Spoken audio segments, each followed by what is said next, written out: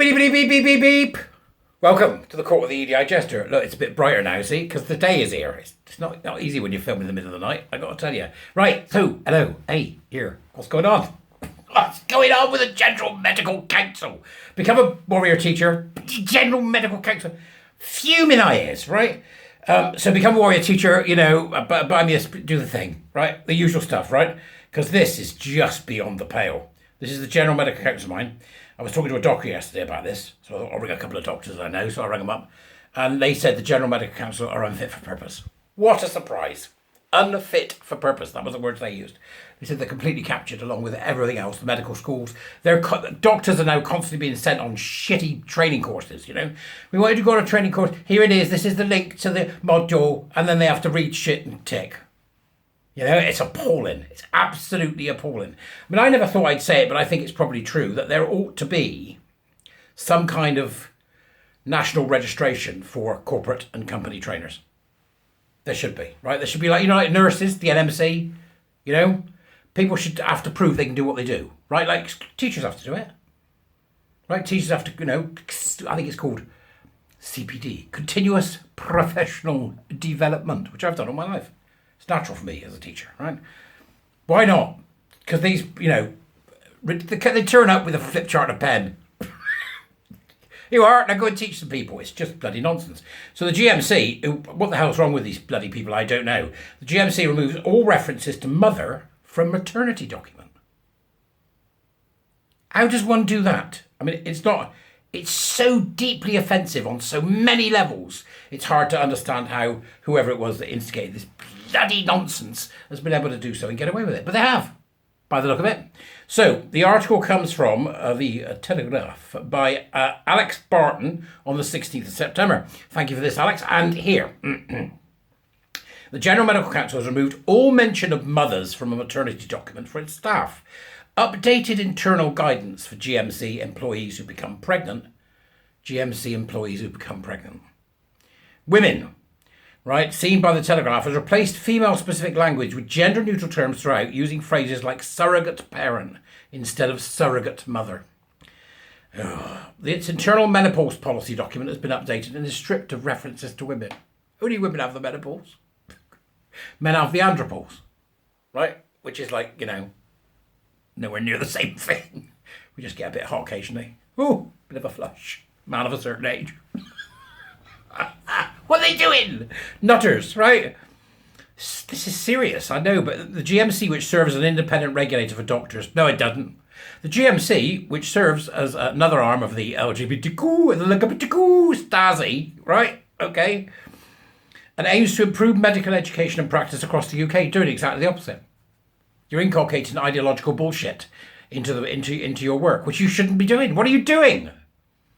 One employee, speaking on condition of anonymity, said, it's a concerted effort to ignore the existence of women. Well, I am a woman. They should stick to science. It's not appropriate for a medical organisation to ignore biology. They should stick to science. See, this is what happens, right? So there's lots of grubby little graduates from a few years back who come out of the social sciences and they've got, I mean, you know, you come out with a degree in the social sciences and you're not really a serious scientific individual, then the most you can hope for, I suppose, is, you know, do you want fries with that? Do you know what I mean? Or Deliveroo, can I help you? Is there a problem with your order? Right? I'm not saying that that's not a thing that you can make money at doing. It is. I've done it myself. What I'm saying is you should go no further than that. That's what I'm saying, right? So people are worried about putting their heads above the parapet. They are having the organisation's woke ideology forced on them. It's not right. Who is it in the GMC? That's what we want to know. Who is it? Give me a name. Right? Give me a name. Give me a face. And I'll drop by and say hello. Hello. The GMC maternity document states this policy applies to all staff members who are pregnant. Women! All staff members who are pregnant. If you think that bloke over there is pregnant, you're wrong, right? He's just got wind. Okay? We'll wait for the fart with a bonnet on it. Right, okay.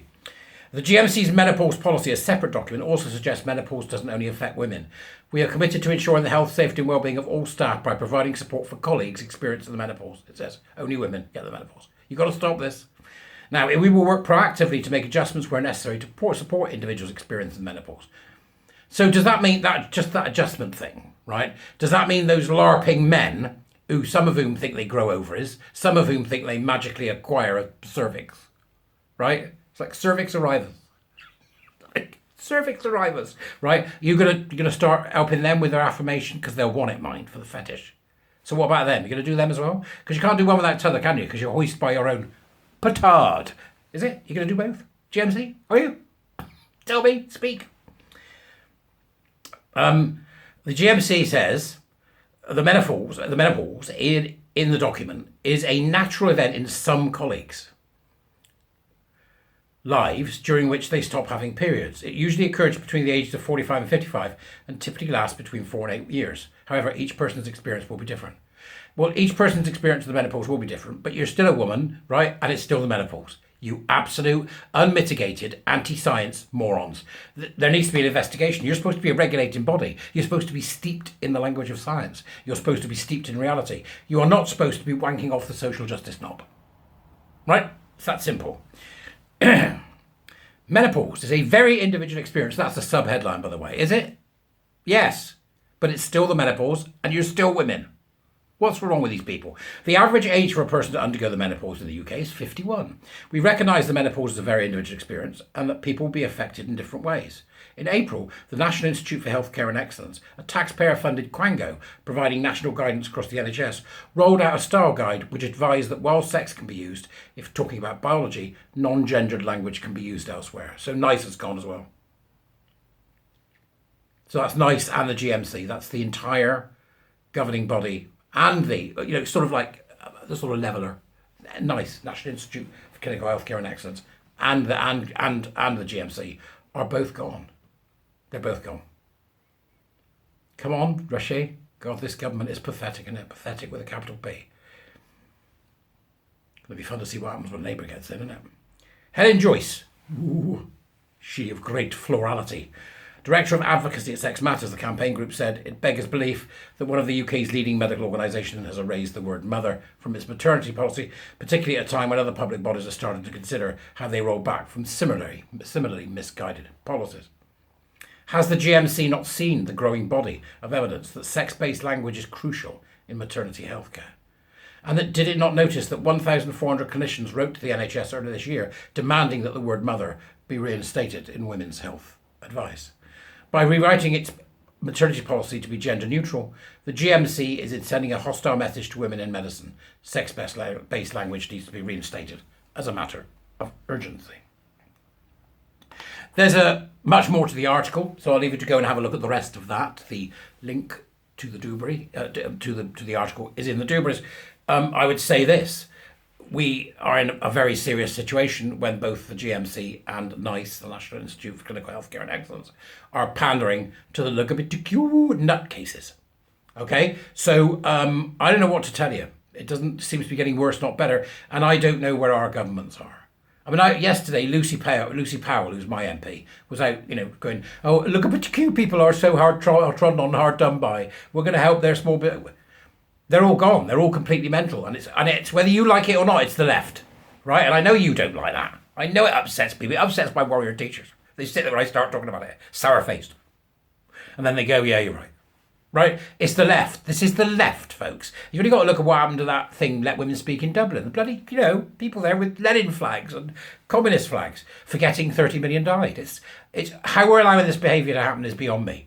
The universities, the NICE, the GMC. Write to them, write to the GMC. Go and find their email address and write to them and tell them what a bunch of tossers they are. Because that's what it is, isn't it? Being ruled by a few people who nobody has the backbone, the spine, the cojones to tell to get in the bin. That's what you do with these people. Get out of the building now. You're fired. Oh, I'll sue you. Go on, have a go. Take the hit. All right? Go watch what happens when the GMC do this type of thing. You can see it all in the article. Go read. Sorry, not watch. Read. Go watch what we're doing. All right, but it's great to talk to you. Thank you so much. Have a grand day, and I'll see you when I'm feeling a little bit better. Bye-bye.